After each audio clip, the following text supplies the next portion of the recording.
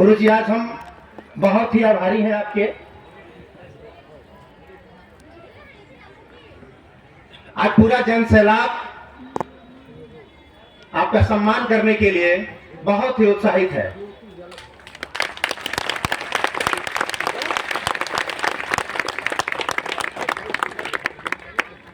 और एक साल की जो यात्रा होती थी, अब मात्र 9 घंटे में फ्लाइट से कोरिया से आदमी आ जाता है। आज गुरु जी के माध्यम से जो हम लोगों ने धम्म का संदेश सुना है, और हम सबको एक होमवर्क दिया आपने कि आप सभी लोग मेरे साथ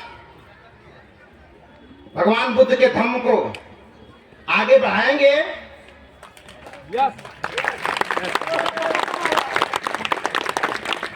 और एक और बात बोली उन्होंने कि धर्म के हिसाब से, विचार के हिसाब से हम सब भाई। ये शब्द सुनते ही मैंने देखा अपने जगह से कि बहुत सारे लोगों के आंखों में आंसू आ गए, मेरे भी आ गए थे। काश आज 28 साल हो गए, ये जमनिया की लाट न होती तो शायद हम सबकी मुलाकात न होती।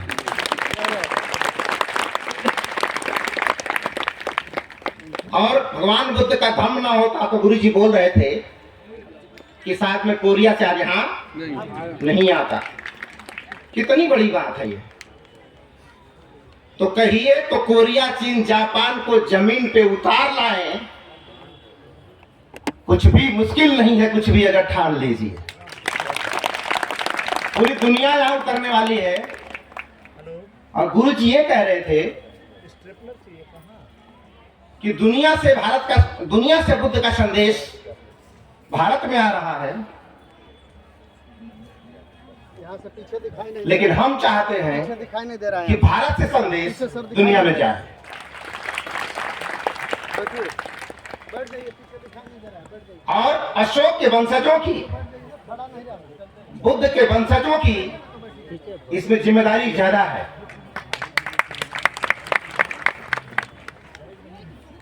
और कई बार मैं बोला हूं कि पूरी दुनिया, अभी गुरु जी चर्चा कर रहे थे, पूरी दुनिया 2 भाग में बंटने वाली है, जिसमें कुछ देशों का नाम जिक्र कर रहे थे इधर बैठिए आप लोग। जो एटम बम लेके खड़ा होंगे विश्व के मंच पर। और भारत अकेला होगा जो भगवान बुद्ध का धम्म लेके खड़ा होगा विश्व के मंच पर। और बम और धम्म में युद्ध होगा, अनुयायी दोनों तरफ होंगे। बम के भी अनुयायी होंगे और धम्म के भी अनुयायी होंगे। जो बम का सेनापति होगा अपने बम से वार करेगा, और जो धम्म का सेनापति होगा अपने धम्म से वार करेगा। हारने और जीतने की संभावनाएं दोनों की है। बम वाला भी जीत सकता है, धम्म वाला भी जीत सकता है। बस फर्क इतना है कि बम वाला जीतने के लिए अपने बम की ताकत बढ़ा रहा है, और धम्म वाले को जीतने के अपने धम्म की ताकत बढ़ानी होगी। बम वाला संजोग से जीत गया, बम वाला संजोग से जीत गया तो क्या होगा? जीतने वाला भी नष्ट हो जाएगा और मारने वाला भी नष्ट हो जाएगा। बम चलाने वाला भी नष्ट हो जाएगा, और जिसके ऊपर बम फेंका जाएगा वो भी नष्ट हो जाएगा। लेकिन संजोग से धम्म की जीत हो गई तो जीतने वाला का तो कल्याण होगा ही, साथ साथ हारने वाले का भी कल्याण हो जाएगा। तो एक ऐसा अमोघ, अदृश्य, ताकतवर अस्त्र हमारे पास है जिनकी पूरी दुनिया कायल है। बस जरूरत है भारत को कायल होने की। इसलिए गुरु जी इशारा कर रहे थे कि भगवान बुद्ध का और धम्म की जो ज्ञान है, यह नॉलेज के लिए नहीं है, यह ज्ञान के लिए नहीं है कि हम जानते हैं इसको। जानने से कुछ नहीं होता जब तक हमारे जीवन में प्रैक्टिस नहीं होता। हमारा कोई सहयोगी नहीं है। अत्यधिको भव। हम अपने सहयोगी हम हैं, और जिसके सहयोगी बहुत सारे लोग थे और भीड़ भी बहुत ज्यादा संख्या में थी, फिर भी आग लग गई और भगदड़ मच गई। लेकिन यहाँ कितनी शांति से बैठे हैं, और हम शांति के संवाहक हैं और शांति के प्रवर्तक हैं, और भारत हमेशा से शांति का समर्थक रहा है, और शांति की वजह से पूरी दुनिया भारत की अनुयायी हुई। और अशोक भी, आज अशोक को हम इसलिए जानते हैं कि वो शांति का संदेश पूरी दुनिया में फैलाया। आज गुरु जी उसी शांति के दीवाने हैं, और बोले कि 30 साल से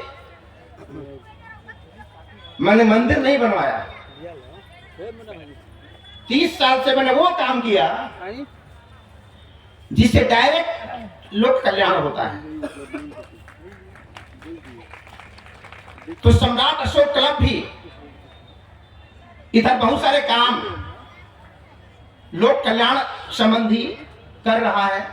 अभी आप आए होंगे गुरुजी, वहां डॉक्टर रविंद्र जी थे, जहां रक्तदान शिविर चल रहा है।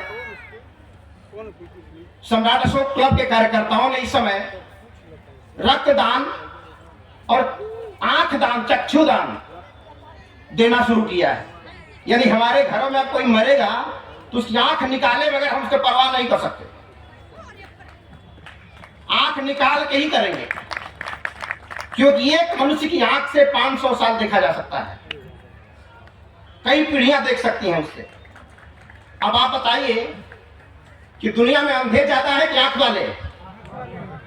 आंख वाले अपनी पूरी आंख का इस्तेमाल करें जीवन भर, और मरने से पहले अपनी आंख का दान करके जाते हैं, शरीर देह इस संसार में कोई अंधा बचेगा भी नहीं। जबकि अब तक हम गाना गाते रहे कि अंधरन की आंख देनु पुढ़ियन के काया, अंधरन की आंख देनु, जिसके लिए हम भजन गाते रहे उसने किसी व्यक्ति को आंख नहीं दिया, झूठी प्रशंसा करते रहे। लेकिन अब लोग आंख दे रहे हैं, तो अंधा बनाने वाला अंधा बनाए, हम आंख देने वाले आंख देंगे, और धरती पर शायद कोई अंधा बचेगा ही नहीं। तो इस तरह के बड़े कार्यों में आप सबके सहयोग से काम चल रहा है, और इसमें गुरु जी का जो आशीर्वाद होगा, गुरु जी के मंगल कामना अगर हमारे साथ होगी, तो निश्चित रूप से हम इस काम में 4 चांद लगा सकते हैं। और चूंकि गुरु जी को जाना है, तो मैं गुरु जी से अपने पूरे जन सैलाब की तरफ से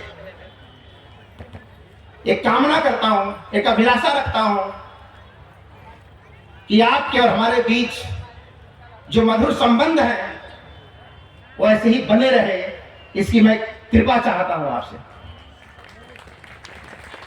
क्योंकि 2015 में हम लोग कोरिया गए थे, वहां सम्मेलन था रीयूनिफिकेशन ऑफ कोरिया, वहां हम लोग भी गए थे कि साउथ कोरिया, दोनों के देश कोरिया कैसे मिलेंगे।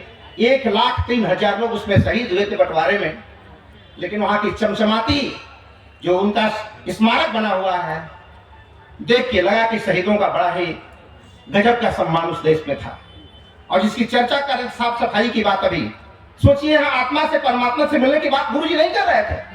सफाई करो, कूड़ा दूर हटाओ, झाड़ू लगाओ, बोले यह धर्म है, इसमें तो कहीं पूजा पाठ है ही नहीं है।